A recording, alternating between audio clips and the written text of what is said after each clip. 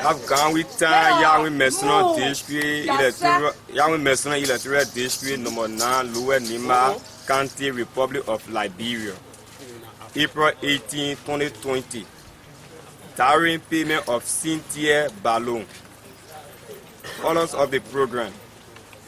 Number 1, we have opening prayer by Pastor Meyer. Pray. Father, we thank you so much. As we're about to go into this program, we ask your presence and your power in Jesus' name. Amen.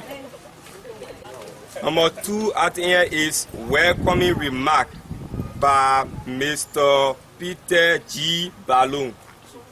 Chief. Well, listen to the drum, not the sound. Meaning, that occasion is not an occasion that I know to speak English. It should be done by the dialect on my side. I'm here to go. There can enjoy and can enjoy. There can carry color toto, magi catapult you know. Can you see a couple of we say, Kaji, that Kaba don't say, are you alone? Pek Pona here. They're talking there. Pere, Magi Pegaleke, to Magi Pele, okay. Pavela could go. Don't you forget them all? Katir, no more, I get more check when I get back, Babe. Back again, you can let Daga.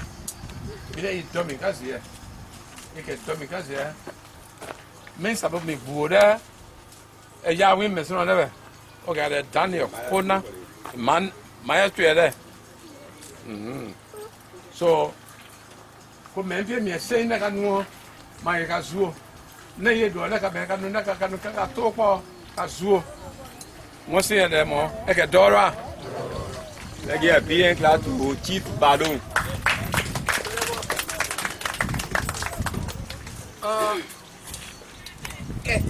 Man, we got there. The go say, get it, I won't play a game and go play Paco. You can get me a weekend. You got home.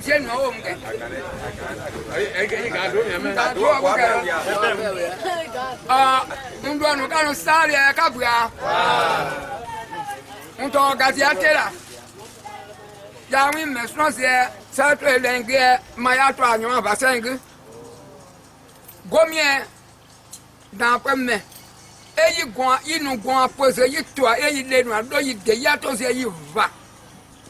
Car better come me, call the boy and say, I try to go great, and they go pay to. And they go there, makes a starlet and when say you va. Kaka, no there, I'm up or down. Don't let us come up there. Don't know. Yeah, I get up and we go.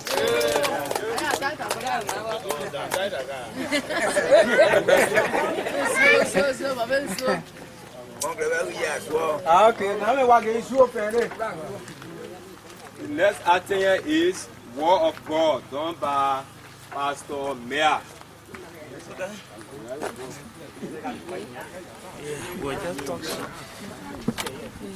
Let me just press the table and finish our.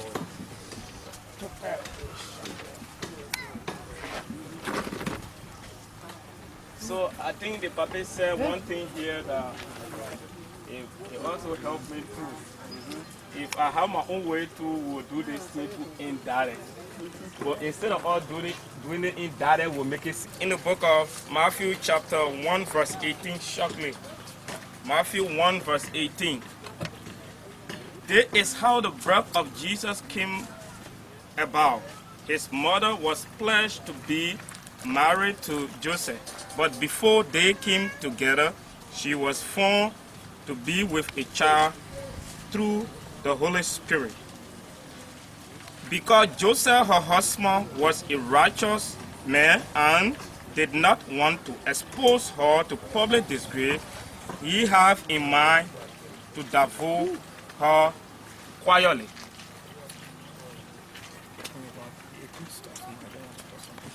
So then we will not stay long here as we are read what the text, and I would like for us to sit down and listen to what we will be talking here.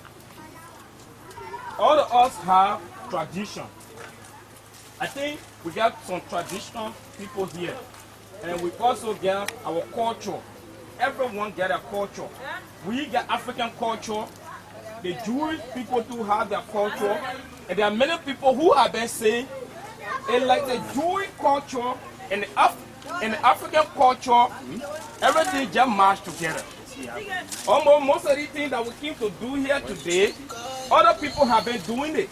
Our people have been doing it before in the Bible, and their own they've been doing in the Bible is the same thing.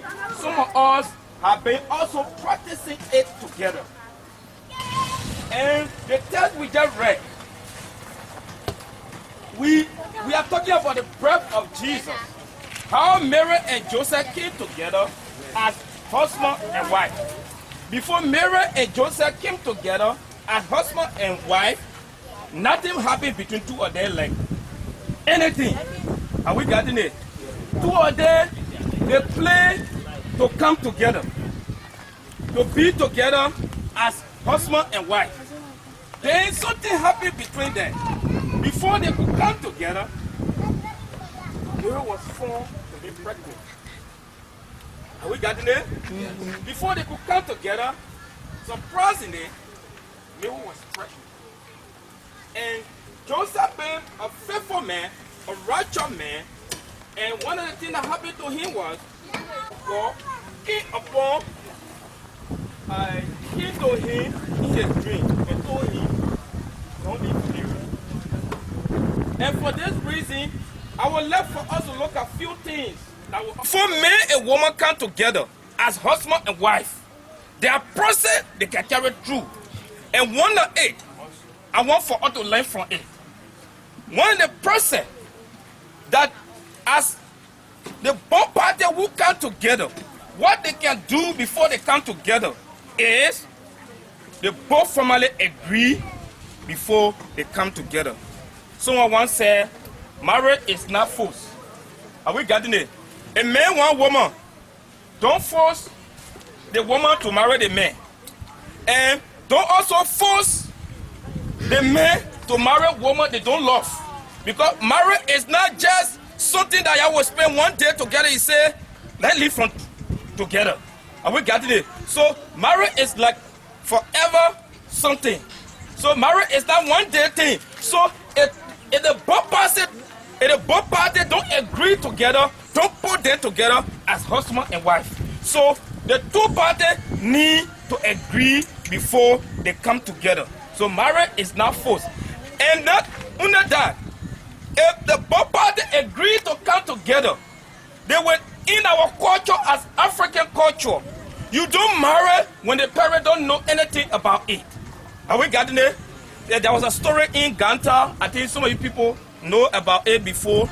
A guy, he married in Morovia. Then he came to Ganta. He saw a fine girl. He decided to marry this girl unknown to his parents.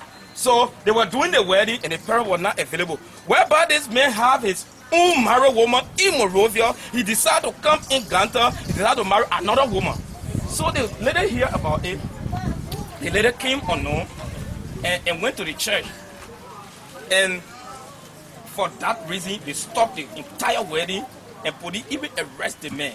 Because it was not in agreement with the parent as African. We as African, we believe that if a man want woman, after that, the parent need to agree.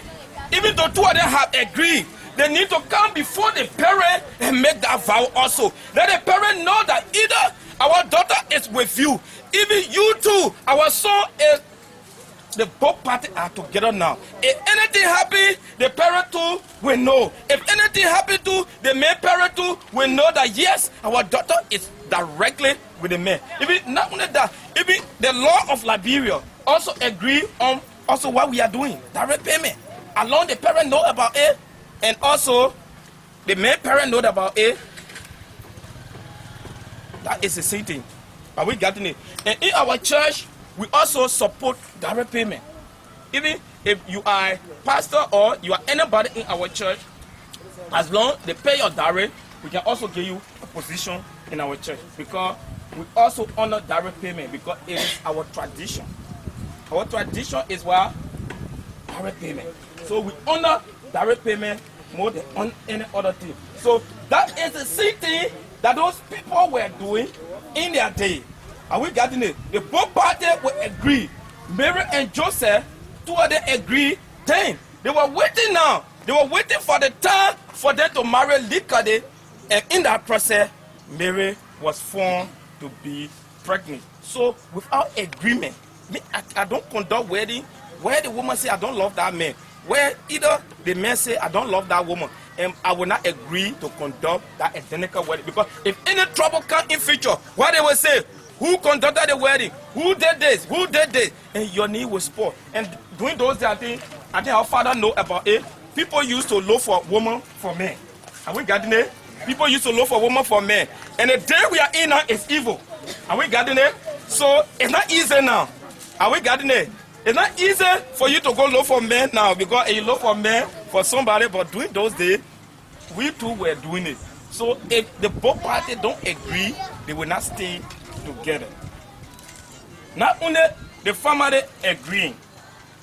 The second one is, after they agree to come together, the second thing that they need to do is that Mary and Joseph did was public announcement was made.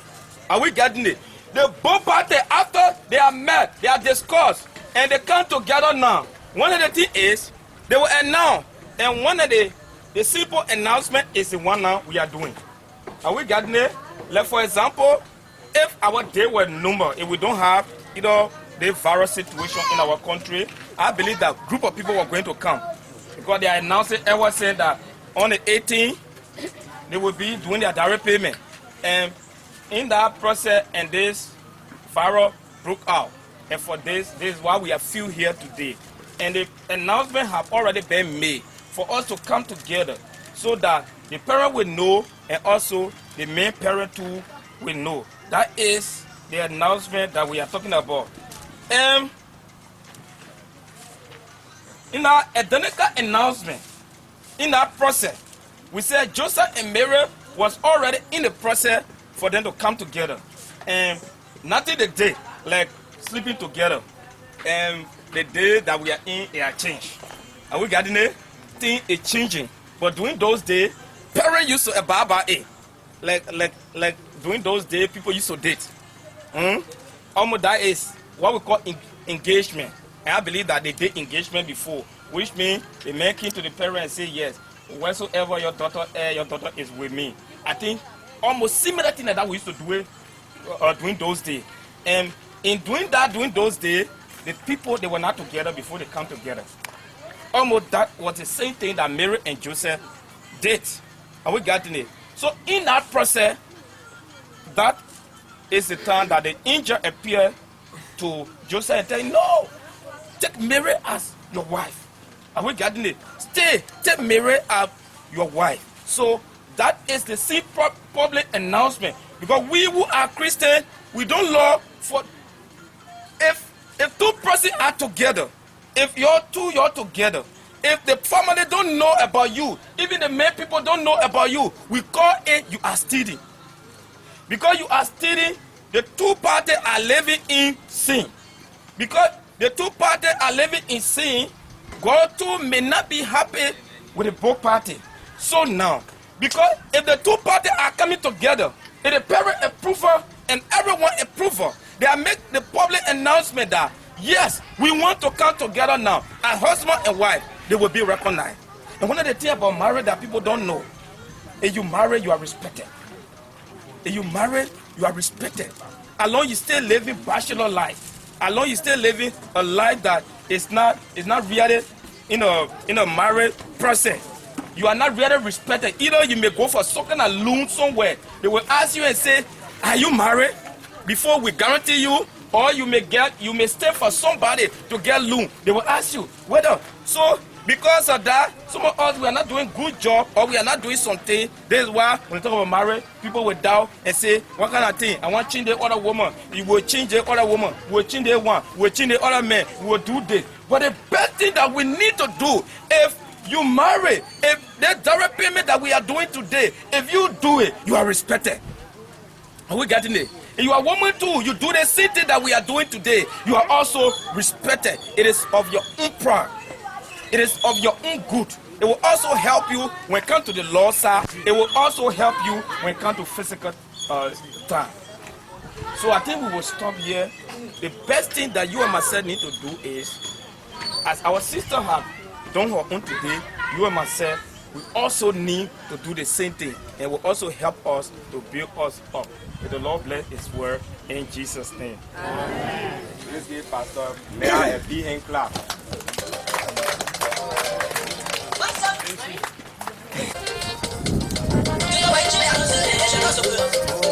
Pera para quand les gars là. Bon, et tout le monde. Ah, Pas ouais. non mais. Pas que, non mais avec gars tout noir là. Mea pigi ya na me ya zai. Avec gars tout noir là. Mi il pera para les quand les gars. Il met deux équises. Ah, gain gars que ami do gain les cas oui. So, et nous mais quand ils vont bien carré.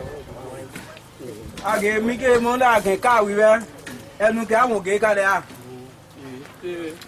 Mais attends, il y a nous le nom. Attends, Cynthia. Moi ça va rose. Non mais moi avec quelqu'un d'autre avec. Oh oui. Moi elle me dit oh. Ah nda. Na me we aka agege mi ke mon na agege se da mon numo be. Atore Cynthia, kabdu Cynthia. So pays lebe. Ama to le pays ga be. OK. Ko be am deita. Age wa daro ta o. Edo gaziatera. Wakazi alo ta je. Wa gon be dio. Moi na kere ade be. Dito akia. Na ma ge kere mo le nu akere. Akira le ikaba. Do ka pe yo. Mira ni ka pere go ba. Dai pure. Sen e a be ayaba.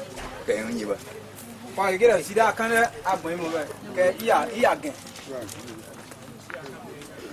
Ngani ka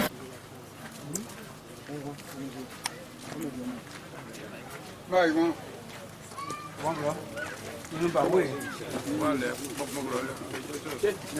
Que bem, pague, mo go ya ge yo mo ga ga o.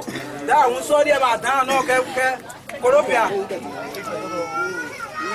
Bi pague pe mo ke ni da mo. Ka ya ga o. Lore wiba. Na wula si oge. age ya ba wula si ogo. Ke mi ke ndu me. Ke yi adu won ke. Ai ke adu me.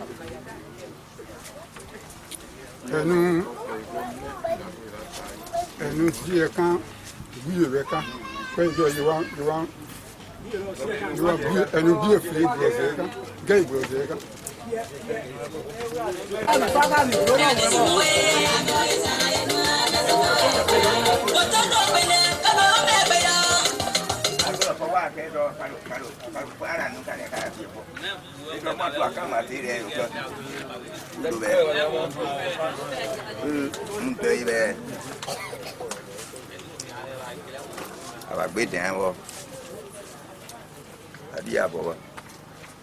Zan yi so me ya kan yi ko pa pe sisi. Okay, na me a igere buye brother ke ba won we. Ire ke a. Alezi fa ire ke. Si e ka ga fin be.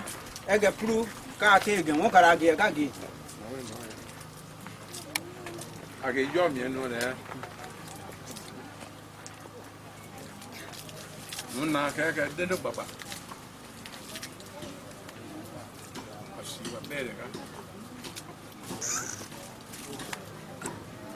On a pas compris. Si non get a thing, don't get a got a get a Get a clip. Zanang kawan mo ngayon o di ka. Ira wa ge zero na kwa ya no la ka ge no yi ka me ka ge da le yi ha. Kwa le aga o. Be a. Yo. Man be. Gbani apu mo well. Tuma. Dele ba kun ka be kan po ton go a mo ko. Kem.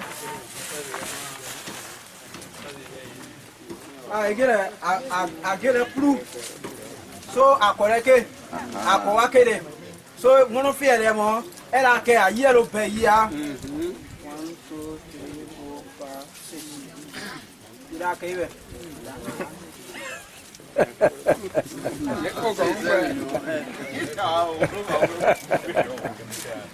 Ayo apa kau bagai ada kau boleh. Kau boleh, boleh le bau.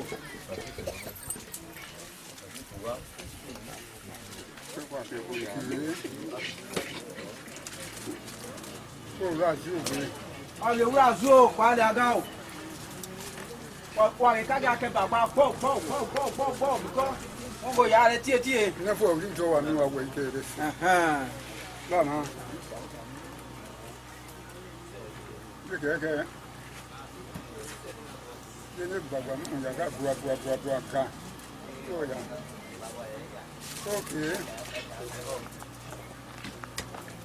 Eu não comi o clego. Não me lembro. Dá um sol, tá? Zanang kawan. Dara un sra pe le ga. Inu de ai na kle ko. Dara un sra pe le. E nya ka po. Age mo na me age eno nya. O dara un sra pe le o ge 1000 no. Ko de se be. Ban wa mo pie da be. Ako wo ka si. Ko me wa ku do. Tuma da kan so e wu ba. Dile a proprio le wo.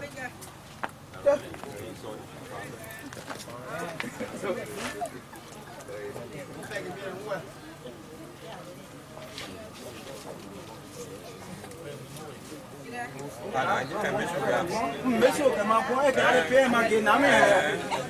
Agola uba. Merci.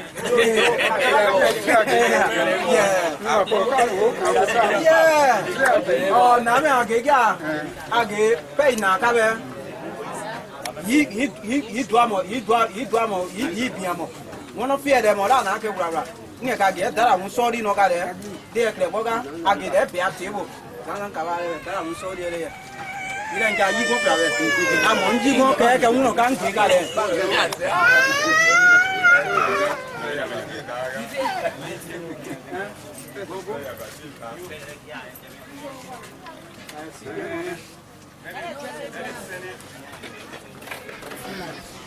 Ini kalau nama memang kasih nakal rumah yang mau bingkai. Kalau mau kau femi onu ale pogo mau pede kanu kan kala le mo fe onu ale pogo. When you can get seat to your man. De ko be. Ko ya gba do na. Ba won gere se. E ga o sa ro ra nu wo yeso. Ha. Yeah. Amiga o yese na be na ya ko. Okay. Ibi wo. Agege a wa ne ye pogo ebe atọ mi no kara ogun sara be. Ke no we wa ye re bo.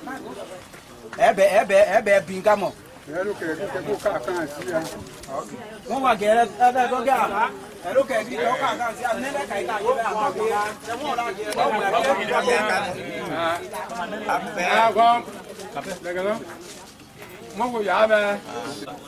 pẹ́gẹ́ kwa mi fọ́ lẹ́kú pẹ́gẹ́ pọ́ yẹ lẹ́gùn kó mi ẹ̀fọ́ iná náà kó ìtẹ́ káàmù káàkẹ́ bẹ́ẹ̀ ìbọ̀ rẹ̀ ó lẹ̀ mú bẹ́ẹ̀ àmọ̀ kó wọ́n kẹ́ kó kẹ́kẹ́ díẹ̀ wàyíkẹ́ à káàbẹ̀kẹ́ fún Jésù gẹ̀ẹ́sẹ̀ àmọ̀bẹ̀ ọ̀kẹ́nu sẹ́ni kó àkẹ́tẹ́ gà kẹfà ọ̀hún náà rẹ̀ tọ́lá àwọn síra àdógó rẹ̀ bẹ́ẹ̀ ìfọ̀ wàyíkẹ́ à tọ́lá àwọn síra àdógó rẹ̀ ọmọ bẹ̀ wà kọ́ bẹ̀rẹ̀ wà ayé lónà ọ̀rọ̀kẹ́ déédéé.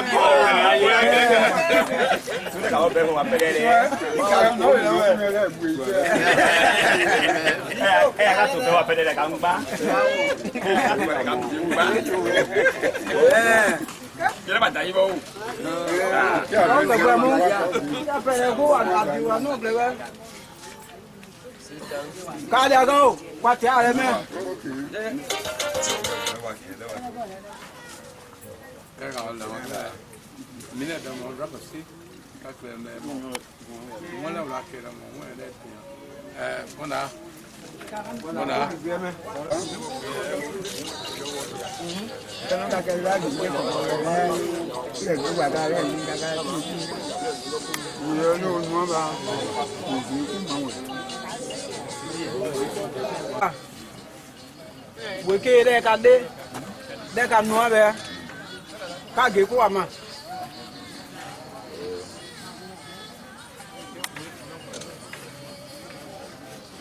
esse o carro.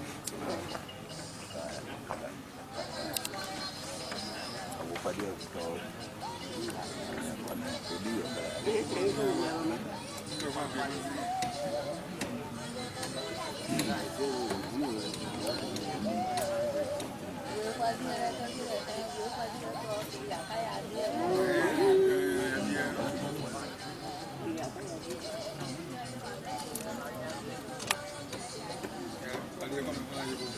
Giác nè, cô bé, đi vô nhà bé, giá đi để bảy cái, cứ mà đi ăn bảy xưa, không mấy đặc cái nhà cô, bà xếp lọ, đi cá bù không, đi vậy. Mo ka ge wa ma, wa de, ke de wa mo nu be, nu wa pe no yi ple o de e kene, so o na o de e kene, ka mo no fi o de ka o tin age, o be age fe. Age babla we o me mira o pe o pe e ga mo la pon ka agwa mo le pa le won lo ma e ka tu o ta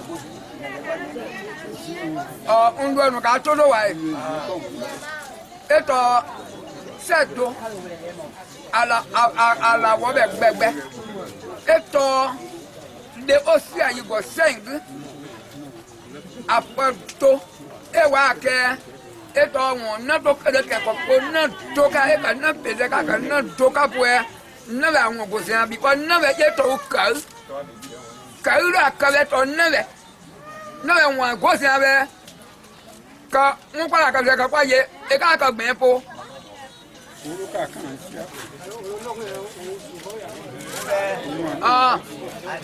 pon ato pon yisi e gonto pon yaka bolo e abi aka za on le lo la ka to pon yisi e okay o gon lo pon yaka da to e da la to gon da kan to da bodo ga fra do to de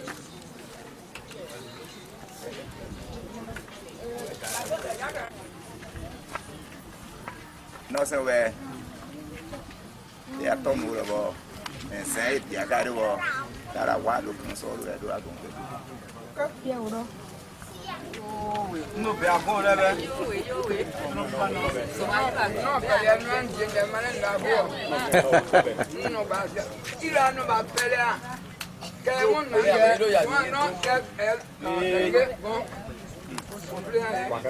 aquí acá mi lo va a pedir nada no podía ocupar aquí pena nada la que yo pega cuando me no no que lo va a pedir nada Okay. Pero no para que la pegue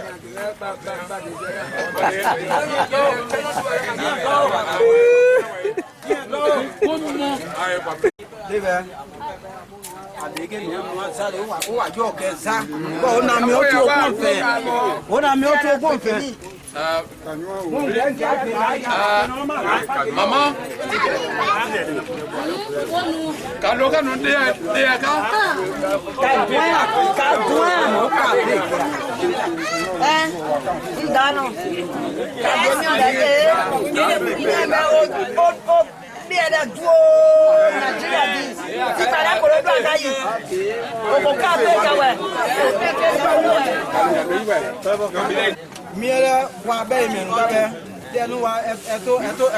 South America. So copy at the Queen. Ka 2000 you no sale go play pay go be away.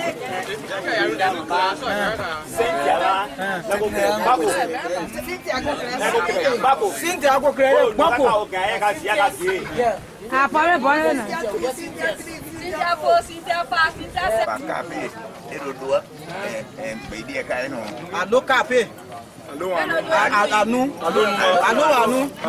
Zero boy. Jadi bila bersama. Anu ada. Jaga emosi abi. Pesa yido agun da tianu ba. Odo je mi lo. Be ade ake. Bi agun. Wa mu na o o possible so ifa bi e. Zero boy. O ma era ro gbo ke mu da we e. Iya. Ka do be. Ya do nu abe. Filo ja Okay, aya. Wa mu e mo yi.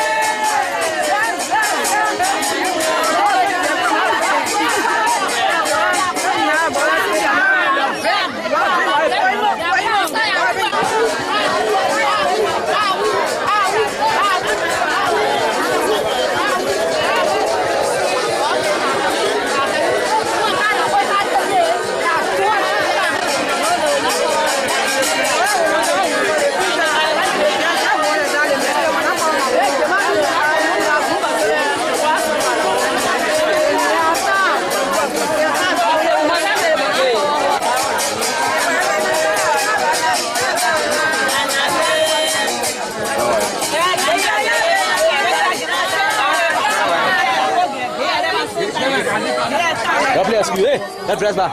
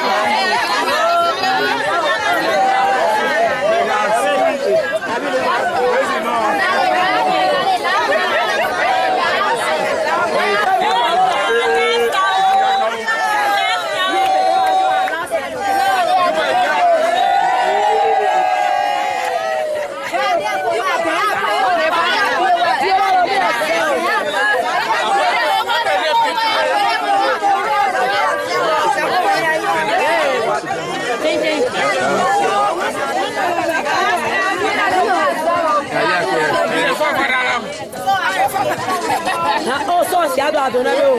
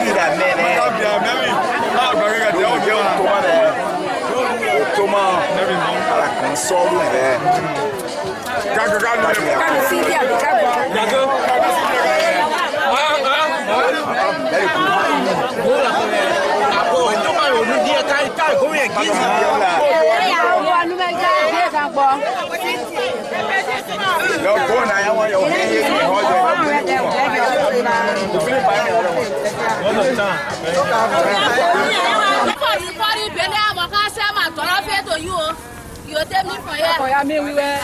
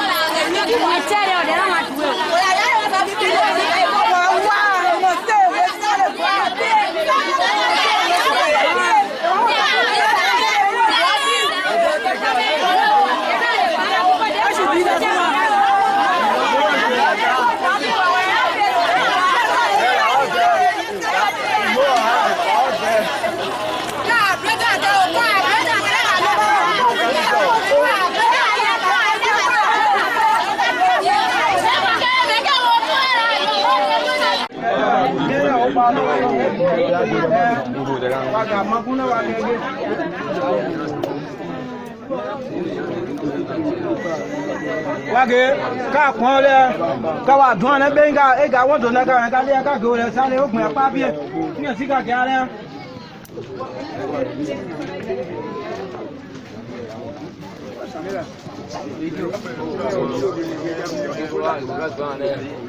Now we want to pay that.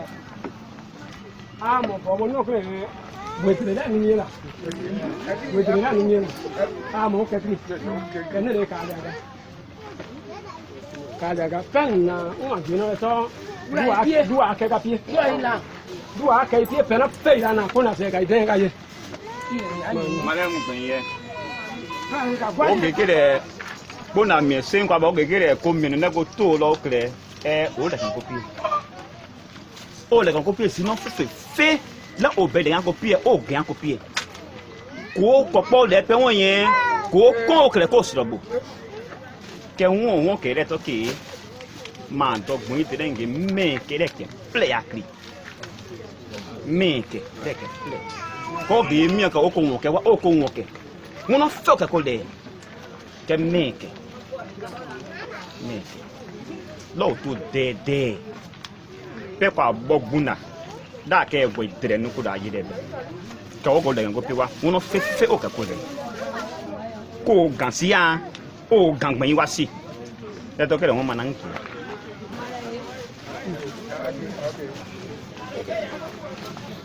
Nesse na ga no se ga so da ko ma ko ga su dai da na fe do ayen do akati ni no lo nsu bere emka Baba mo da pa de ka.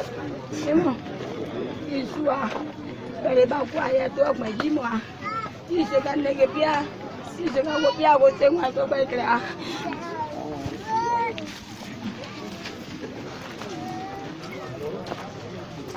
Agbere yi za.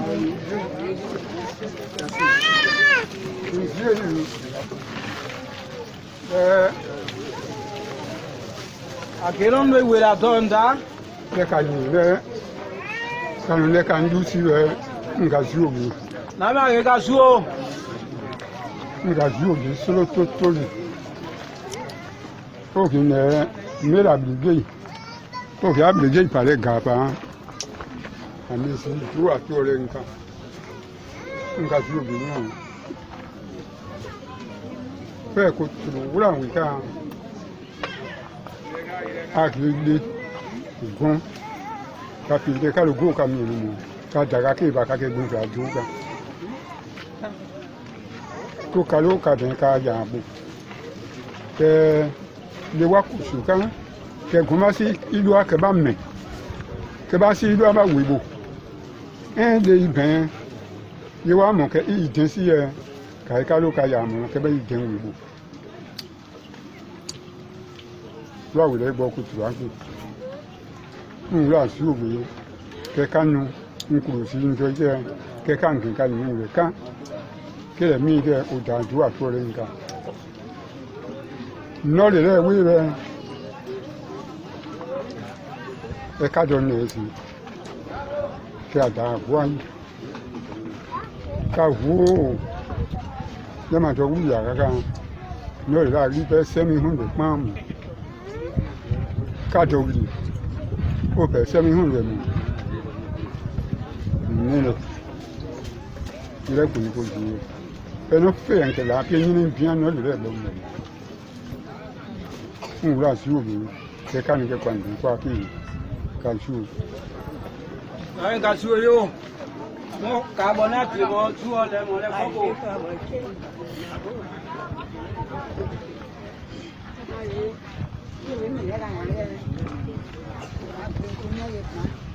ben ne ki ne ben de ta ko ke da mo ya ji wọ́n kọ́ ya ní ẹ̀ka àtúròbí wọ́n lè fún sẹ́yìn bí àti ọjọba ní kó ya dàbí mọ́ àtẹ̀lé pálọ́gà ìfì èdè máa ń jẹ́ ẹ̀rọ máa jẹ́ nígbà àjọ tí èmi ní ìwọ́ ọ̀gá àti nígbà bá wọn lè fi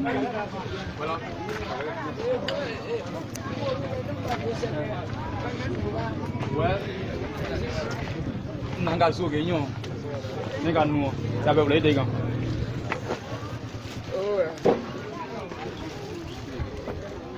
izuo mama de wada e mo suge de wada be suge ni de be gan e kade ri pinga o wa abi pe ni ko lu wa ya yo le e mo ka ngwa gbe be de ga ple angeno le nzuge won plunze da de fo do ake ke ga do ni obi ake men plunze wa fara gege wa gan okre no ge un gre apne so mo ni ke mi e wa ze to pe ni age ba pe dese ito ido pe geze ke ne to ido ba ke tibidi le pere vo de ya yin ba ke so as is over enkle bi do ba ke do ne go proud ye ge gan go pe yin dinge nu kan wi ze no de si le gba to se pe le gba lo ga ba no de si ze iso na ke emo bi ben na mi su oge iso na gele to gon fu le kwa ke ga gon ga kwa lo ku ipa kwa kuru le kwa na kwa pere mi le kwa na ye ben iso ta ko du lo won yi de won ke de ba sembi memo ke de ta be ba ge ingen sagrepe mbe ingen ka ba me le ka nu ka lo nenge o ke ga kwa ke wa pese se nyon pe ke nu ka lo tere le da ke won ka du lo ake nu ba funu no ni ba paper de go degen nso da wendre yi kire e ka ga gon ni pun so won ke zeke digo dega on ba lo pipa no mi na nga be de ba na ke ini mi ma play ini ko duro si e ngire isu ofin de wura da ipie ba won se ila ke lo lo le do mo magio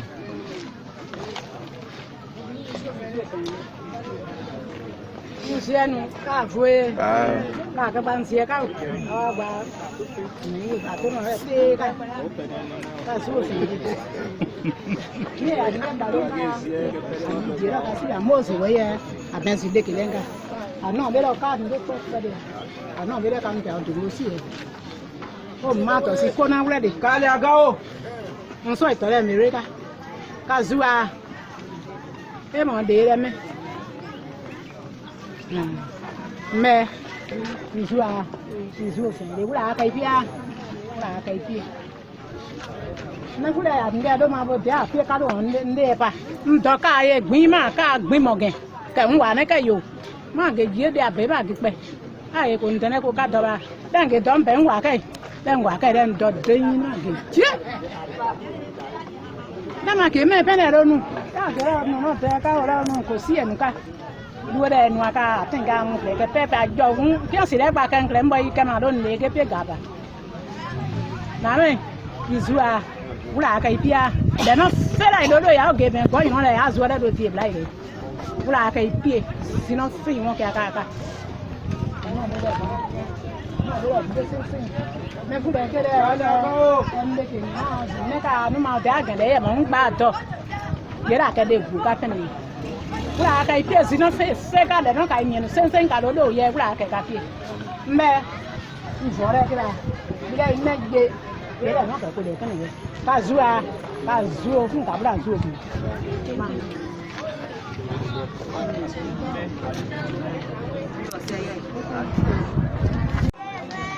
nenu ndanu kwa gun ma o man do gan si to mi den do ke ntore mo le nkuto ga si Frederick S Ballon o nra so ge lo no ke won ke se le sika ko family yi ko ye wa wo ko lulo nu o ko ti ne ko do ge nu kwa le si pedega ke akebi ke elo ke bi ke ngene nyi ka pe ma ke wo ke le nkeli le lebe o nyoko isu oni basi si le gbegeni ke yi ti kesi na le inu lo no e bosi e ta ke se yi ami le ke le yi won ba mi ke le yi mo nu mo o this be na ke ndu ndeke nde e ke la na kama ndeke ke ko le twai instemo lo twai wan dao twai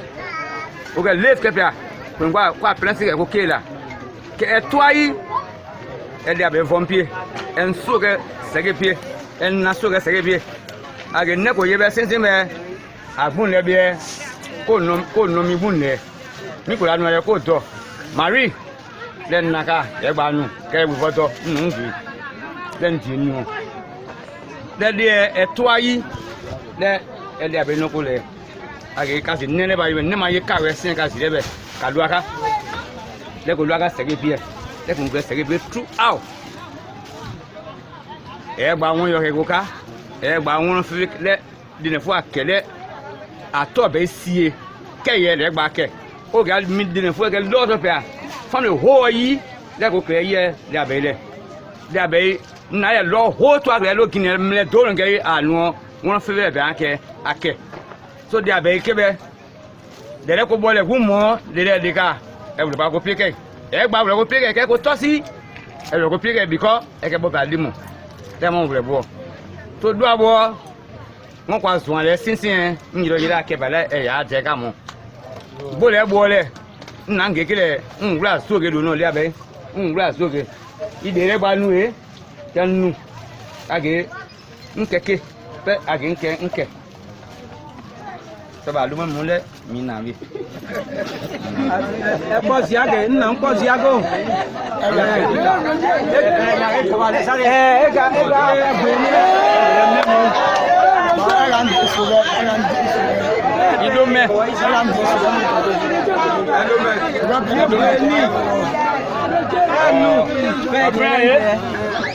Donc,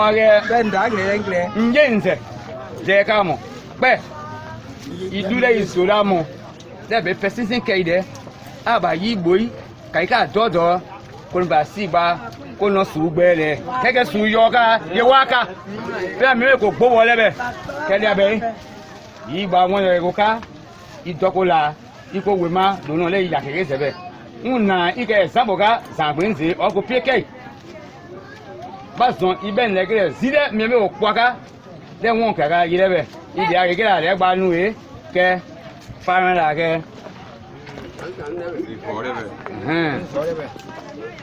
baku ika nu bia ipo bi e ga nu bia ba bo ko bi e ke ika nu bia ba i me me ipo bi e gen ke e talo yoko won sin le ko na ese won yi ka history ke egben idu mo be agbon akede se de yo history yoka ba le yi si igran tangetere ayi folo ki te ka won mma do ogun ka ka ogun akekri so kwa ne drink ko nya won fe alegun le ye be ko be pai kala ka ban ka ke no fa la ke anon yo ko le ye age yo pe na se bi okay yo pe na se bi no mi ke dia ke mi to pa pele se play de do ẹnu garage ẹnu àjọ fúnkẹ ńgọ lẹ́wọ̀n kẹjọ wọ́n kẹfẹ́ láti ẹ̀tọ́ fẹ̀rẹ̀ láàgé kí ń yọ òwèrè wọlé mẹ́ta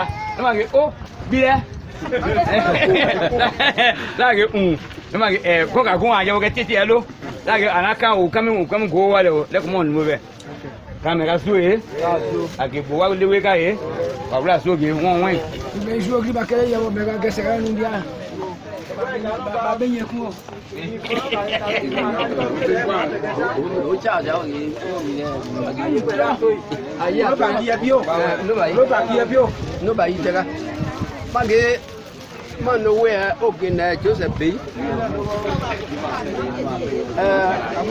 Joseph Bey ẹni kábẹ́ kwàfúrẹ́yà kà pé ń nà wọ́n kì í kójú ọ̀nà náà kò gẹ́bẹ́ ó lẹ̀ ìwé bẹ́yìn ká kodu bɛ dɛ bɛ iwe dɔmɛ gbogbo kɛsɛ dundɔ desi dɛ wasi fundo yi wasi fundo bɛ dɛ ozɔnkun seyi lɛ adoɔ kɛ yɛlɛ akeke lɛ ma ye nzɔnɔ ma kún lɛ tɔ ŋdɔa ontɛ ko lɔa lɛ ka na bɛ adi sɛ pɛ ayɛ kɛ ɛnuɔ duwe bo ntoli ŋgɔ ka yi ma. Kɛ ntɛmɛ lɛ do adi zɛpɛ ɛlɛ awɔnɔ fɛ kɛ nanu ake nɛ do eyi yɛlɛ ŋɔ kɛ lɛ wa o tɛmɛ o kɛ amɔ te deɛ do ayi o tɔ zɔnkun pie teyi ma lɛ mpɛ de kpɔta mi ka nu miɛ lɛ pɛ ayɛ kɛ nu lɛ ananyinɔ do la gɛ dɛ ma yɛ yi do anɔ di zɛpɛ ɛ ka nu we nto yi ka yi do ba di yɛ sɛ nu ko du ebo so yɛlɛ ko age baka dɛ maa miɛ lɛ ko ike bɛ ko a nɛnɔ mi dɛ. Ko ipambo do ka boko duwa ka doa ka ke wono fege ba numba idwe watwe ke kan ka do play ke so anu kwa ga lebe ka ke pana se ko du le gbonu ke won yo kwa do ke yo kwa ke gomba na ma si age nna nsi jele ka sibe ka doa kan ka ke se ye ke we ye ke tan ka pie ke ka ye ka si ka nu ko pie se ŋɔn fɔra ka kɛ sɛgiri bie ne fɔ mɔ pɛnu ka kɛ yɛ sɛnsɛn ko a ma hoti ka sɔn mɛ ka to a mɔ ka so. ok kpafilɛ ye ka gbɛn ziɛ mɔ. ka gba ziɛ mɔ gba.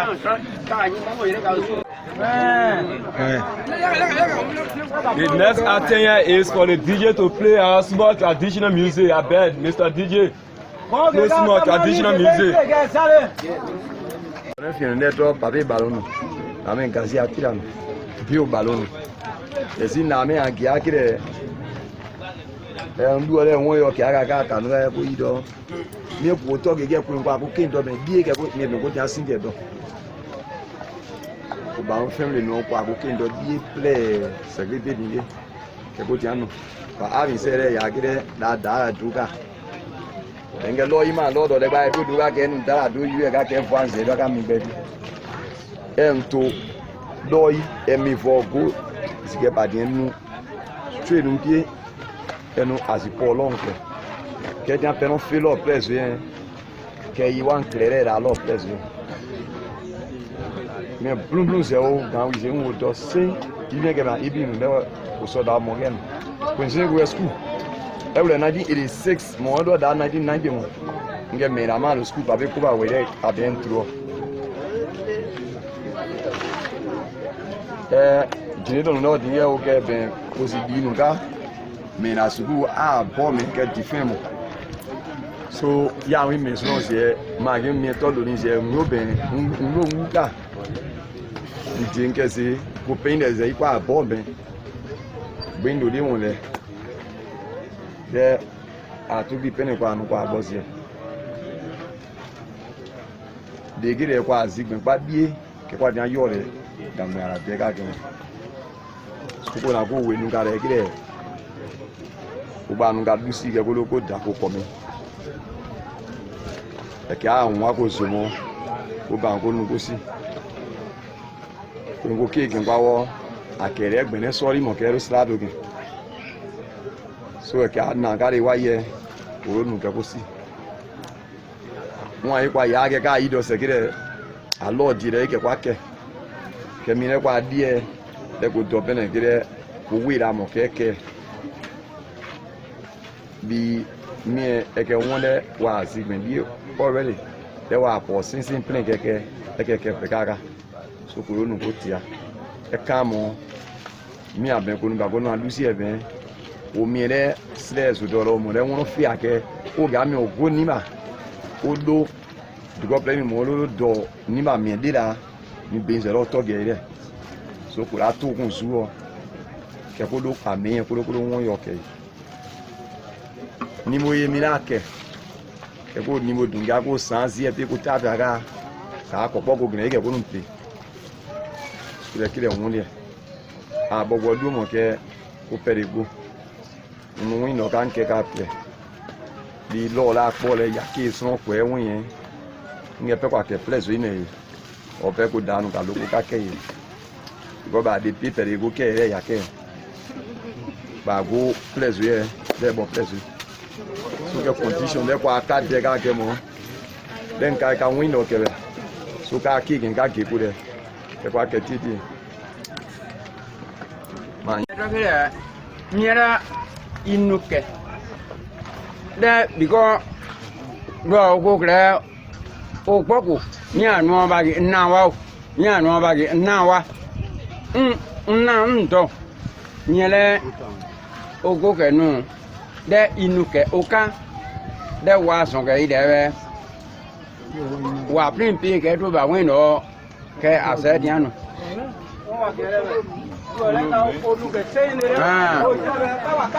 olo to ya lo nka e ga kwa do ke yo kwa do dia o ke go ki olo na o ba ya kwa ka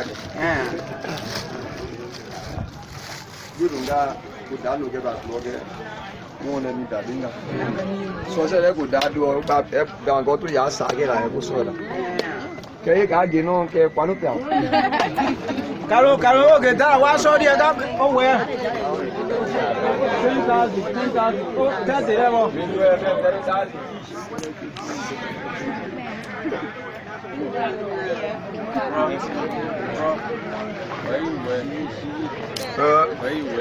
Kande esi e pe wu azo wo me do wa ba kite ya yi wo be ke ya yi me so ka pe ka ndu e ka we won do ka kwa ka pe ka yo ba ke ka zendo donc gaziatera ba me ka nbi are nene kwa kwa ndo kiyo sere adio akakwa yo ba iman cha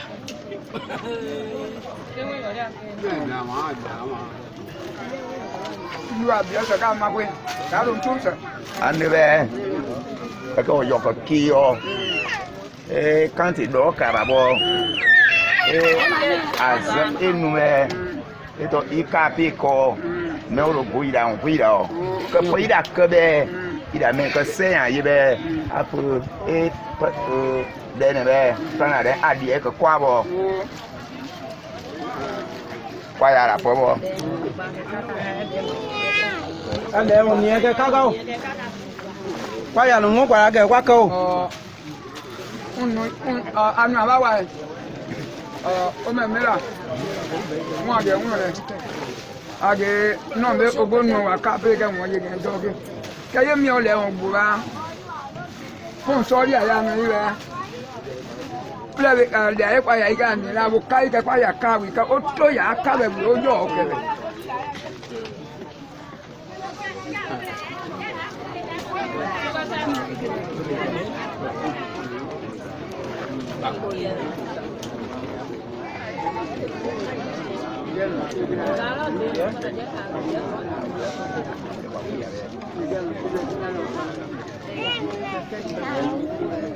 yeah. So, cả về đấy, cả tới bên cả đấy, cả nuôi về đó có quá xem qua đấy. Số cả, số.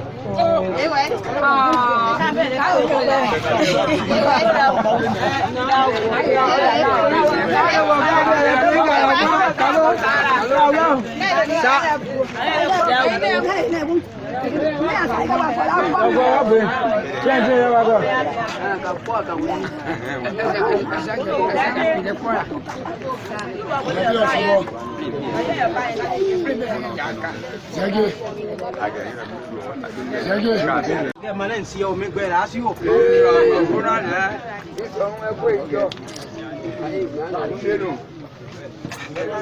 Qua đã đâu?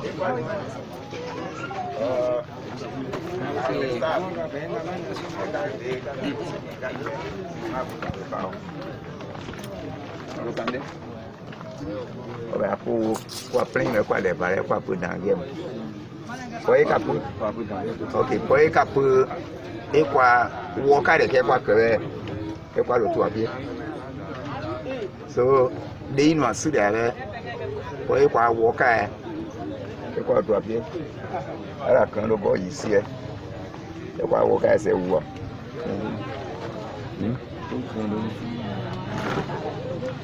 Kan do go yìí sí ẹ so pe do ta. So video ko wa.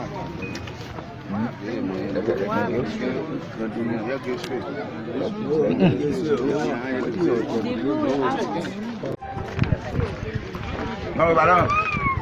No, balón. No es da. Ella no amera, me hace ver. Me son ya acá. Me son que nada para güey. Me pedía así. Después capuz para que ve para toda aquí, va. Ya acá. Yo.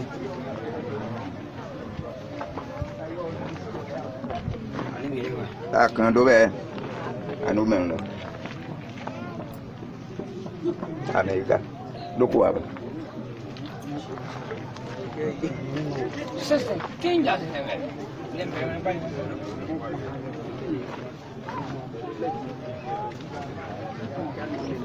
Daya que você agora na mão foi uma ataque tá. No meu aqui, iwe ira mo.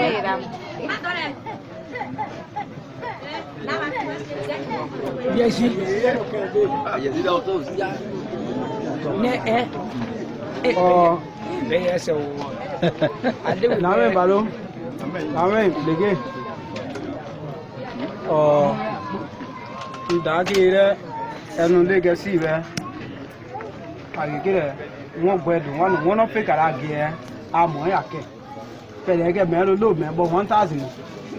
Ke aye re lo yi won ka ne be amo kere ke kwa to aye to kwa to ayaba. De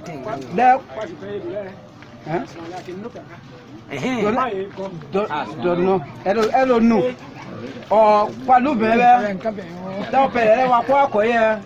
A gegere. Tale elu akabe. Tabe. Nda ba ge pa ge gba. No pa pele ga. Ndo pa ga. Do ke dwa ade ni. Nda le do. Mo ba ndo. E won ayi do pele gon gon gri. Do ka ni.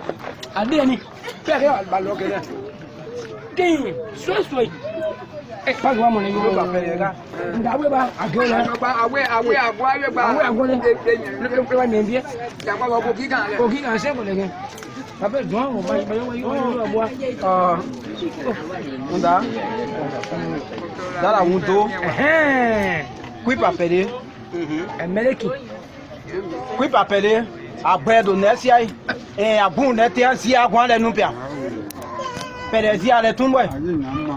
Mare ntoro mo kwanu wa gegre iro tiro lo fo nrezia. So aye nu die be amo nbo be pe gwa e lo to zi alo pe ro go zi ara lepa.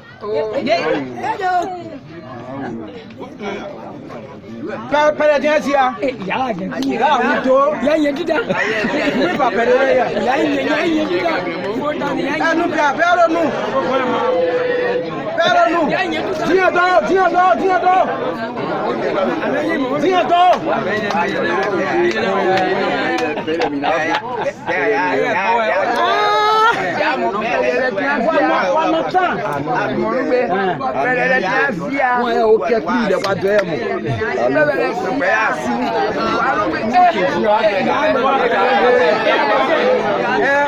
Kanomo. Legen mail legi minge. O ke be kolo no ida bo yule ke o. Bon je ke ide. Oh yi do. No ida bo yule ke o ka ge ba ke bo bi bi. Ake won gli mo ko wi ko na ndo bobo. Won fi ame o.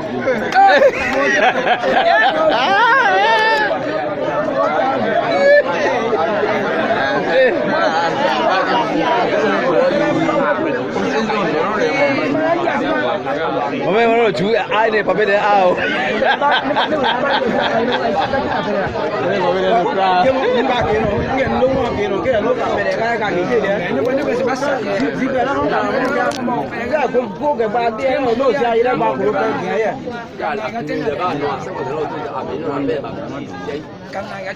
Wọ́n wá gẹ̀rẹ́ rẹ̀ ka àyíkọ̀ ẹ̀rẹ́ ká lé ńlọ́ ká. Òṣìṣẹ́ sí àwọn ìrìn àgbẹ̀rẹ̀ pàbọ̀ ájú.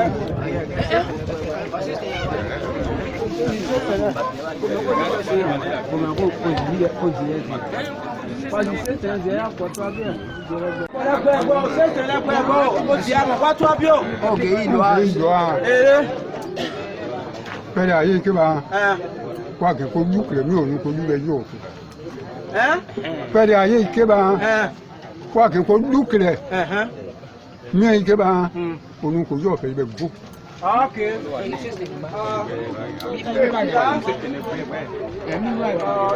Pẹ̀lú rẹ̀ bá nọ mẹ́ ń dànù ògègé à wà gan olúkìlẹ̀ kánú yóò kánú akẹ́. Ozuo. Gongre. Mi kako pasera ba nu lesin mu ye iyo le kai ka yi ka do wi de pa la ta ba wen no ke ka de si ko de pe se won sai pe de si pa no de de so le e gwa la so pe de da no ko de e to agri nu ba ide si e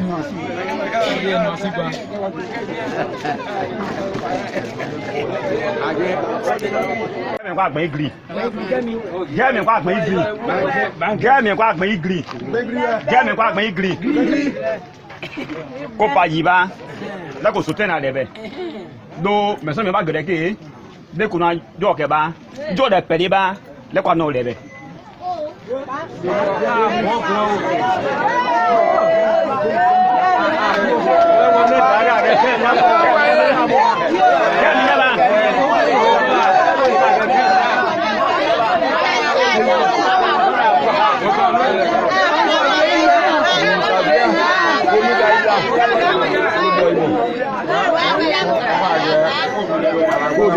Magega kanye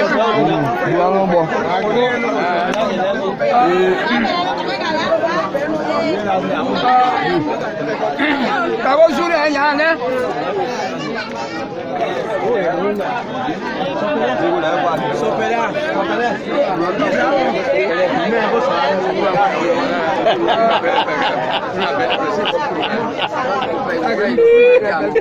Yo mo ma se. Ma ke kwa bla we. Blege.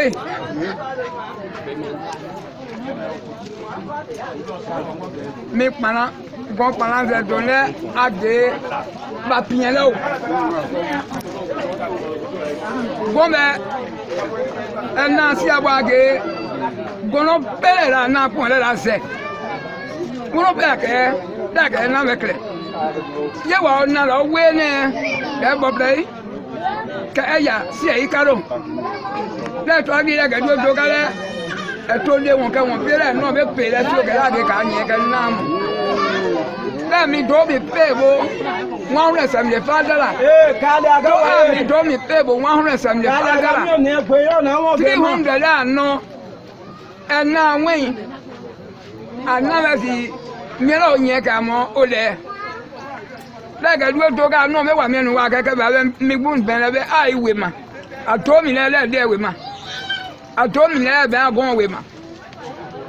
La gon we le do ala ge. No le bla me ila ge ne bo le ko lo npo kopa la wa yo nu abo yo le bla be ye pinson le e yo kasi nu kon ko kasi me ka ga me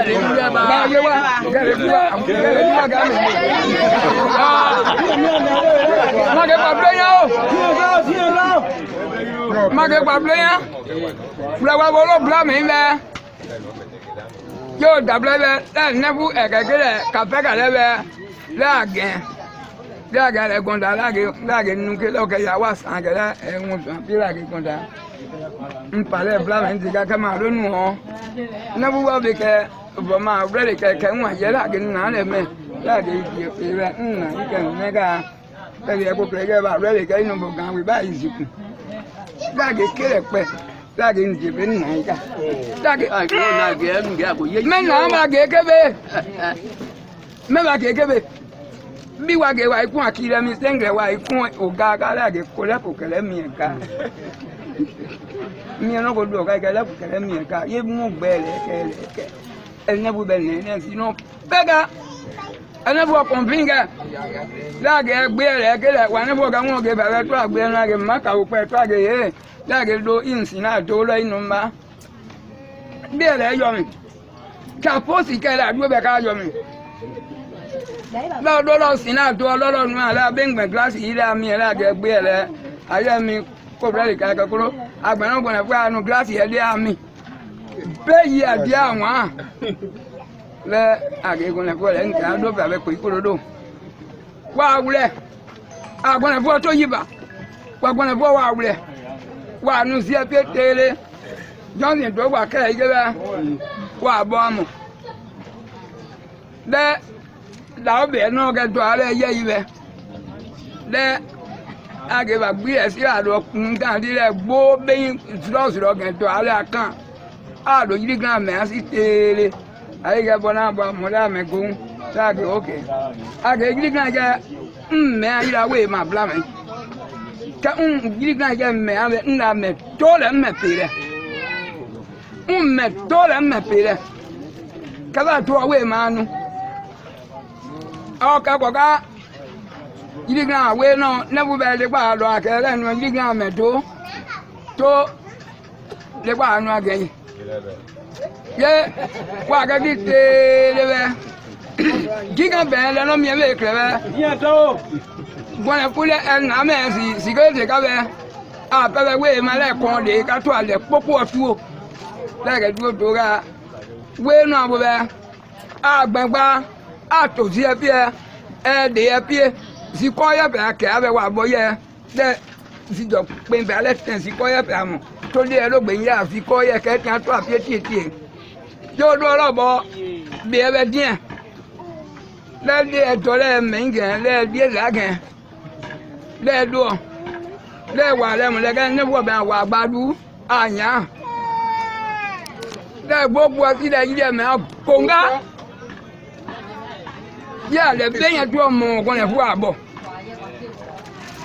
lẹ́ẹ̀ obentwo yẹ lọ́wọ́lẹ́ lẹ́gbọ̀nẹ̀ fún ẹ̀rọ àlọ́ kàbílà mi nípa abẹ́ àánú yẹ tiẹ̀ náà gbọ̀nẹ̀ fún ẹ̀ la agbèrè bí ẹwà sí kọ́ yẹ pẹ̀kẹ́ tẹ́lẹ̀ ọ̀nù ọ̀bọ̀ yẹn ẹbí ẹ̀kẹ́ àdá yígbẹ́ láàgì fẹ́ màmá nù kẹsí ẹ̀ yẹn pàálẹ̀ mi nìta nkó yẹ láàgì rẹ mẹ́ẹ̀ká á lé wọn wá kẹ́kẹ́ lẹ́gbàá yíṣẹ́ láàgì ń dà nyà fẹ́mi lẹ́ díẹ̀ pie bẹ́ àgẹ́ màmá fi máa lẹ́ do alẹ́ náà pẹ́ bẹ́ ẹgbàá tó pẹ́ bẹ́ ẹ̀ fi kóńgá lẹ ẹyàrá àgẹlẹ ẹtú fẹẹ lọ́wọ́lé àánú àbẹ àlólẹ ẹgbà ọgàn lẹ kẹ́ẹ́nẹ́gbọ̀dọ̀ kẹ́kẹ́ lẹ fẹ́fẹ́ lẹ wéwẹ́ lẹ ẹgbà kẹ sòrónù àbò làbẹ́ làgẹ ànàgẹ dàdí ìlómi làgẹ ńlọbọ kó bíẹ pípọ̀ lẹ ilẹ̀ mọ̀ làgẹ dàdí ikó lẹ pẹ́ kẹ náà bọ́ ọdẹ pọ̀ làgẹ ńlọnà ẹ̀ka pípọ̀ àlẹ̀gùn tán lẹ́gẹ pípọ̀ bìlì lọ kókó lẹ́nkẹ. Mi ayé kẹ wà ó lóò tó àgbẹ̀ gbà ọ̀gá yẹn náà bẹ́ẹ̀ bẹ̀rẹ̀ wà tó pilẹ̀ àgbẹ̀kẹ̀ wẹ̀rẹ̀ kẹ wà ó lò bọ̀ bẹ́ẹ̀ kẹ́ á lọ́ọ́ kẹlẹ̀ gbà kẹ́ àdó àdó bọ́lá bọ́ lẹ́wà lẹ́ bẹ́ẹ̀ gbọ́n bẹ́ẹ̀ àkèrè àgọ́n fẹ́fẹ́ lẹ́wẹ̀ bẹ́ẹ̀ àṣẹ kúrọ́kúrọ́ bẹ́ẹ̀ àgẹ̀nà bẹ́ẹ̀ lẹ́ẹ̀ gidi bu ọtí ẹ̀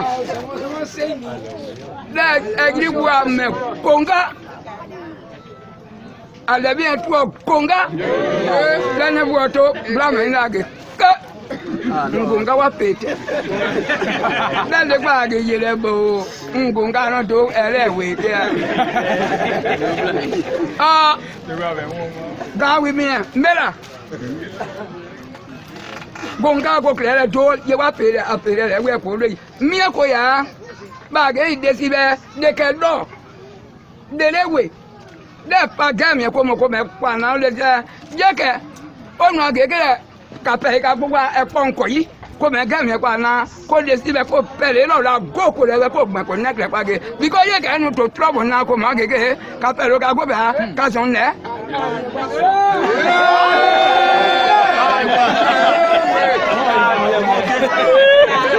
ká sọ̀ ńlẹ̀.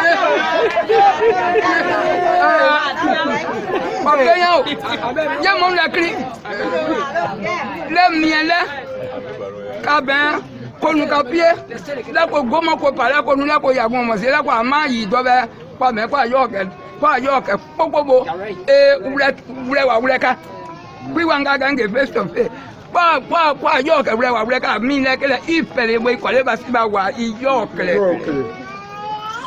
kẹjẹ ko pamiẹsi yi kẹ ẹkọ bẹ ko kọnkẹ bẹ yẹ ko akẹsẹ yẹ lẹ ka sọrọ la ka gẹgiri bẹ lẹ yọ mi bẹ lẹ tobili ka lẹ ba la ilẹ da yi la igin ida la igin mẹta lẹ ka ko kun ilẹ ko bẹ ko ka da ko la ko gin ẹlẹ ka ta ta se ko la lẹ ko gin ka su o fẹn le to kete yaka yi ẹbẹ yi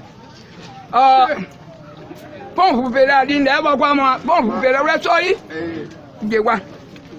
Pọnpu yaka pọnpu sila pèlè puru blọblọ adi nà ẹbọ kọ mọ pẹ wọn gàn yìí mẹ wá gẹ ẹhún náà ká wọ bẹ wà kó yé ká yakun ọsẹ pé nkọ àpọ wọ bẹ kó wé tó ẹyẹlẹ gbẹgbẹgbẹ.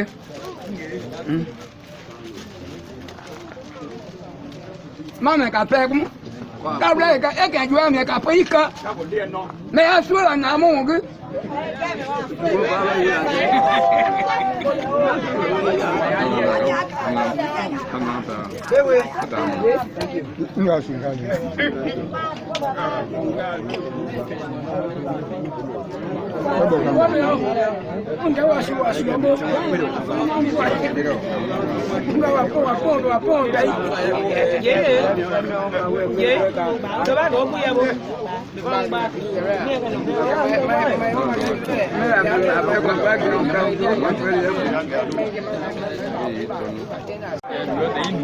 Magege.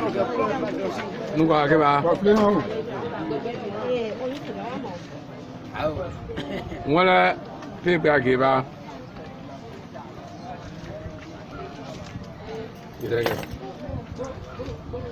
Voilà, j'en ai mis un peu de yeux. Oh, aïe, des trucs à l'aigle.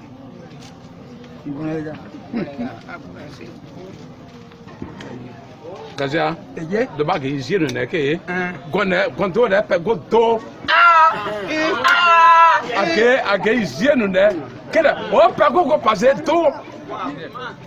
Oh, mama ga nya ga na moto na. So, mo ya lo tu gero la be. Wo na wo ke ide. Bi ma fo wa se pana se. Oh, ka ko passer ben ba. O pe go ido. Na le mo ya pa ma we mo ba ka. Pe le go kre nya pe wa.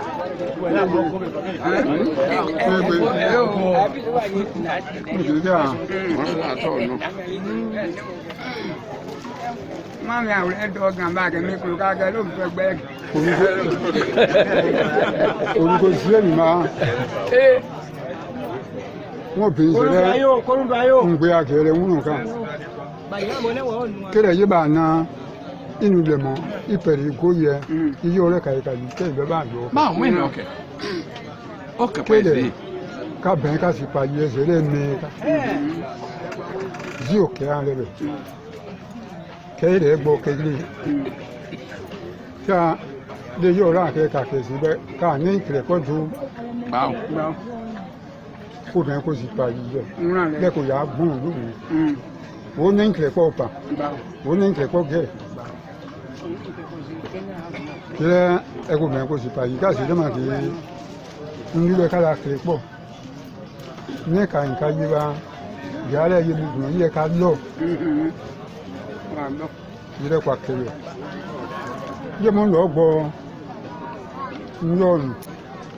Ó yọ̀nà kó káàkiri kó yìí tẹ̀ ó gbọ́ kó gbọ́ kẹ́. Lẹ́wọ̀ pẹ̀lẹ́ sílẹ̀ wà wà kó lù kẹ́ ẹ kó lù àṣọ pẹ̀lẹ́. Bàmá yé ka ìsiyé nìkan ló tẹ̀ àṣìlú wa. Kanu dára mú dúró. Ìlú ẹ̀ dára ní ìlú kúrò tó bá kàní wọn. Kẹ́kọ̀ọ́ pé ẹ̀mú. Máa gbè nkọ̀gún yọ máa gbè yú ẹ̀ lé ilé lẹ́.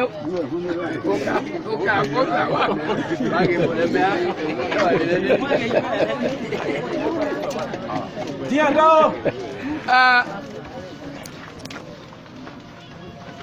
Ń lọ́nu máa mẹ́ wọ́n lé àwùjọ. Àwùjọ sí. Agbomu àwùjọ. Wọ́n yìí sẹ́lẹ̀ kọ́ mẹ́nu àtàǹpọ̀ mẹ́ wà máa mẹ́ yẹ pé masa wà yà kiri àgẹ́ àlémìlì. Masa sọ díẹ̀ ó yà nẹ̀. Kọ́ wọ́n yẹ kọ́ àpè àgbẹ̀yàn lẹ́ wọ́n àkọ́kọ́ àpè kọ́ wà kọ́ máa mẹ́ gbọ́. Ní ìpò ẹ̀ kọ́ ìbágbọ̀n yẹn nù àdọ́bìrì wọn àpè báwọn ní ẹkún àkọ́ ẹ̀pọ̀ rẹ̀ yà àdàǹpọ̀ rẹ̀ ka bọ́ọ̀wọ̀ ba bọ́ọ̀wọ̀ yẹ mẹ́nà ọkọ̀ ó pe sọ̀kànbá bọ́ọ̀ mi èrò àpáta rẹ̀ kẹ́ pàgàtọ̀ ńdú rẹ̀ ìrà kọ́ ẹ̀pọ̀ mọ́kànkọ́ gbọ́ ẹ̀ ànánù pọ̀ rẹ̀ bá bọ́ mu hàn wà á pèsè kọ́ bá wò ya pọ̀ kọ́ wà á gbẹ́gbẹ́ wòlò kàtọ́gbé bí. Wa na do toka so bomu wa da kwala kwa gi e kwa godo kwa dara si e kwa gi wole kwa dara kan do nu ye babo ma aba ma me o ne o aba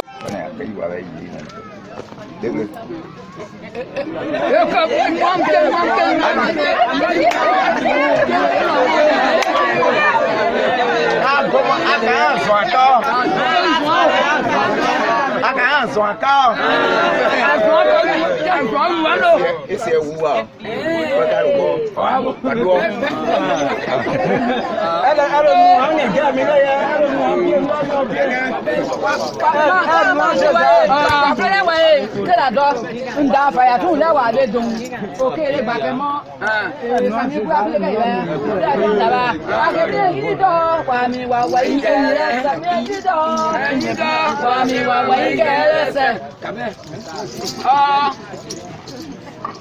Kabẹ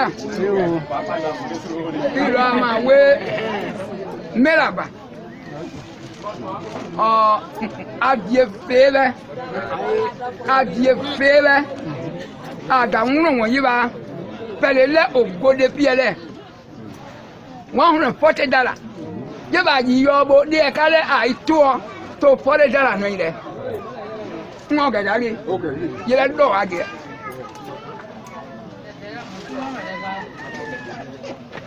Abẹ́rẹ́ o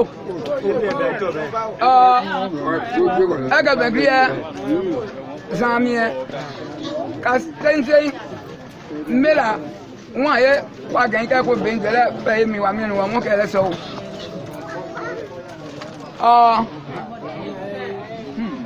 àmọ́ gẹ̀ ayẹyẹ rẹ ló bá bu ìwé gbẹ́ ò bọ́ ara kọ́ bá. ọ̀rọ̀ kì í káàdì ó gbẹgbẹ́ sí pẹ́ yìí. wọ́n nàngẹ̀rẹ̀ kàbẹ́gà mẹ́ra bá wọ́n àgẹ̀ bá de yẹnɔ anɔ bá ẹ̀rì lẹ́ àmì wọ ziẹ̀rẹ̀ gbèrè wà wùrẹ̀ dẹ́ apilẹ̀ lẹ́ onu ó bọ̀ sí ẹ̀ àgẹ́gẹ́ bá a di wà wùrẹ̀ dẹ́ apilẹ̀ kẹ́ yọ mi kẹ́ àmì bá nu olè wà wọ́n afọ́tẹ̀ di lẹ́bẹ̀. Kazuo nda kazuo pega no no baga umenu bio kai jalo yi do na iko da o kle ne bla ye se mela kwa pie pega mpegbe si apie gba mi yire lo gba ka wa we mi wa pe le we amo nko o fo si abio na mi nla agigia no wa gie mi wa gie ti yere bi okay go on and ti yere bi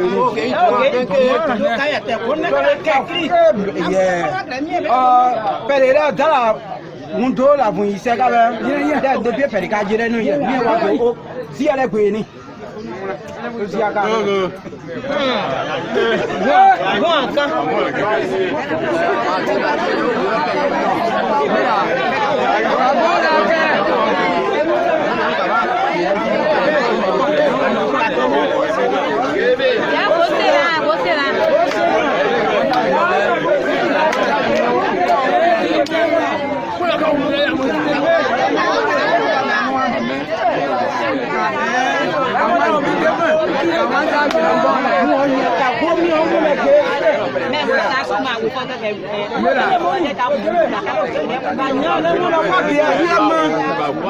Pablo Kanyana kwa mume kia yema mume wake katamo ya kagwo ko ganye ko bale do mo ka ka gbe pe bi yen je bi de tan be ke ka ge me ko no ko la no e ma bo bo bia wo so do ka ko na ka wo ge lẹ́tọ́ jẹ́lẹ̀ ọ̀mi ìmblẹ̀ kpọ́ mblẹ̀ ìmblẹ̀ kpọ́ ba mblẹ̀ kpọ́ kẹ́ bá nanka jamabɔ ŋundɛ paale ŋgbuo adziza alɛ kelɛ kɛdinɛ lɛ nɔkrɛ lɛ nɔkrɛ la wo de o daa o to krɛkrɛ la o gogo piɛ o nu mi gun sizɛ la kɛ na dɔla sɛgɛ ka la nɔ nke adi yɔ kelɛ pɛyi lɛ nkrɛ kɛ bilɛ kpa de yɛ kelɛ la gbuo o mɛ ɛndu si n'o bronze awo be n'o piɛ lɛ o adi piɛ o to o mɛ o wulɛ lɛ asɛ lɛ o nɔ ka miɛ nu piɛ ndu wulɛ lɛ o nɔ ka fɛnɛ piɛ nso kedi yi dɛ k'alo awura gun kama ka pɛnɛ pɛ naa lɛ mo yie ka ido a b'a naa ka ina ka gɛ ka minnu sɛnsɛn fɛrɛ ŋɔ bɔ ka lɛgɛ ka minnu piɛ lɛ si ka lɛgɛ ŋɔ piɛ lɛ bi Mine's here. Again, so now no me pick on titi. You got peck and no me pick on titi.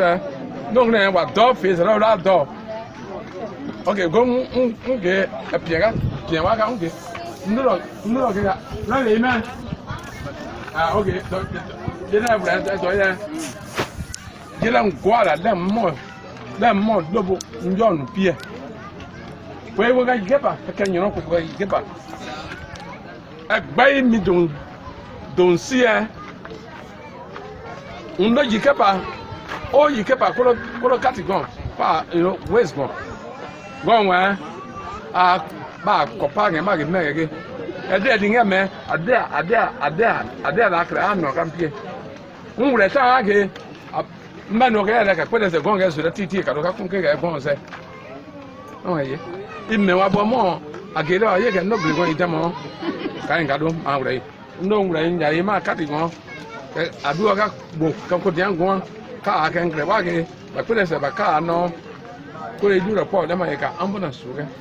Ambulance one, car, map from Oga. That's all. Unto the tea. Pen can necker, back Kenya. Then what? Zeni Su Toibo. Su Toibo. Then they go enough for me. Cabasu Toibo. Because Su and Maui Su Toy. The lay going in me and Gopia, Zimian Waka, Zimian Podaka. Bagino Yano. I was I go. Na lapa mano. Go ba su toibo. Atire mi konde ngona fela. Pan na ikre. Juro kai na ga ya de. Ndu de ki yi de. Nsi so fun won de. Ke ba ke megre. Na mi e. Go wa plan de dem peke ke. Ba. Ya concept. Ba kun sense de oda. Is tu onyo go la ke ki. De no fela ka bo ke ya. Go la da ka bi. Mien naka beka buda ka jamu naka mien si denu ka wula peka wen kena won ye kan ba boy pe mi do na me blu za na ka okay kam na o ge bi o go do manu ge manu wa ye ayire la do pe mi o na ka anaka mi na ro mi pege la ge isi wa pa me wa ka pa bo amo wa walk away people. No go like me in a jiba in a second. Mamma Badiga Bonave Naka de Yika Lodo ne boile bon bien wa oda o le ge pia manangwa ka pia nsuoga no igbesu ga ma ge pele ka de pa fun kere bi de fi le jan ya be so izu ofin le pele go gan okay ko gun aka bo ni ko gun wa aya sega imama dia do mie gona na bulan an gusiba ko pre de gan no more. No, apagé. That's it. As well, I'm getting your da.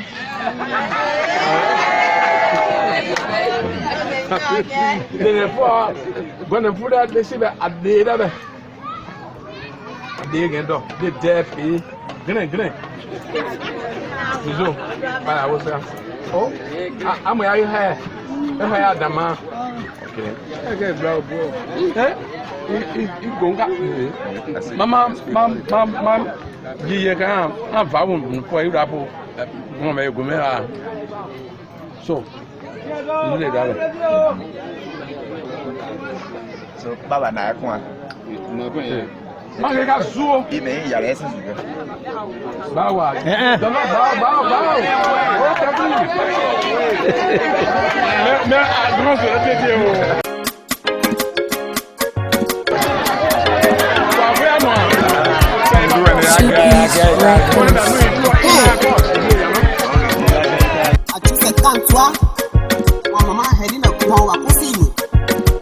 It's T-Will on the beat.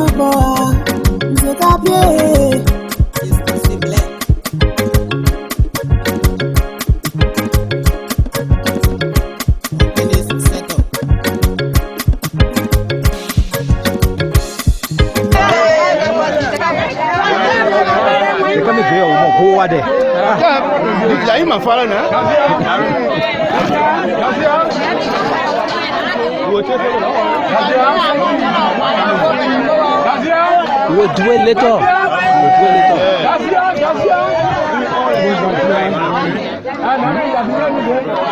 No, tu sais, on te photo à ça, we'll do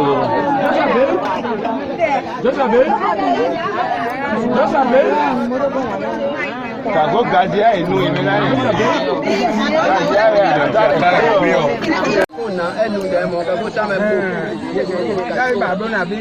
So so fa. Na o mo fe wa bo wa sibe. Maybe Atiyo can you call my please? No, the mic is busy. Come in and ask him. Okay. Okay. Una. Enu ba me. On bɛ mɔ n ka dɛ fi ye tamira k'o a da nugu bo kɛ a zi la ko sen ko bɔ ye ko bɔ a ŋɔni kɛ ten an do wa n sɔrɔ yɔrɔ da ne b'o jɛ. A ke kele subritene a nugba kolu pa ko a ready ke ko tan bo ke tan ko a bo ni bakande a tane esie anton ko klese yere ko la no subritene ide de ga be. No le bengbe. Non le bengbe le bo Bega nugba bega ma na gba nugba ko Be ma yoko ku ya ma lo kai. Besi gbo agbon Pa ko ya wa gbo ya wo.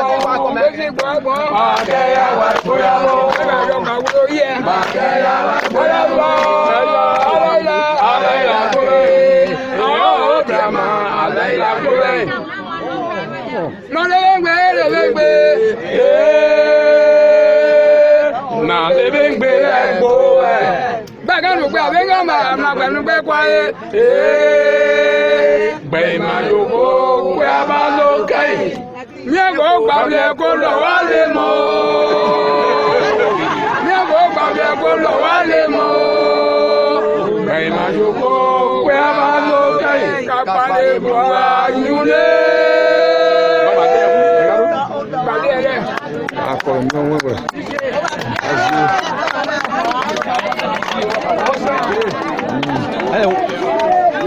Woman can say again, embrace a woman. What kind of country boy is it? Yeah. What kind of embrace a woman? Okay, da.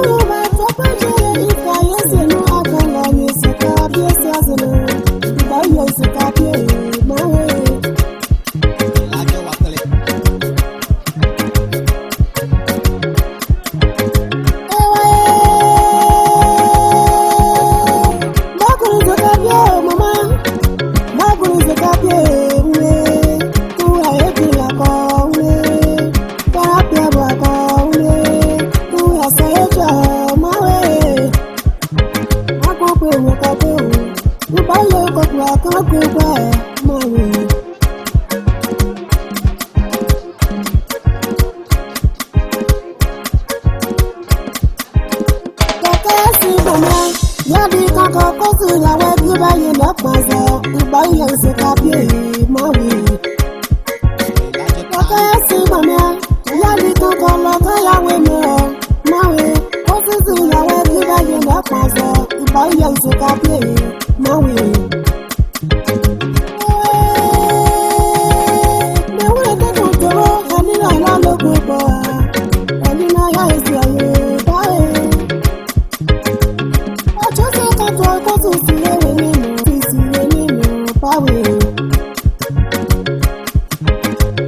Ẹni náà pọnrúkú pèrè wò ká pèrò báwì. Ọjọ́ sí kẹ́kọ̀ọ́ lè pèrè wò ká pèrò báwì. Ìgbà yẹn ń ṣe kábíyèsí ìyàwó.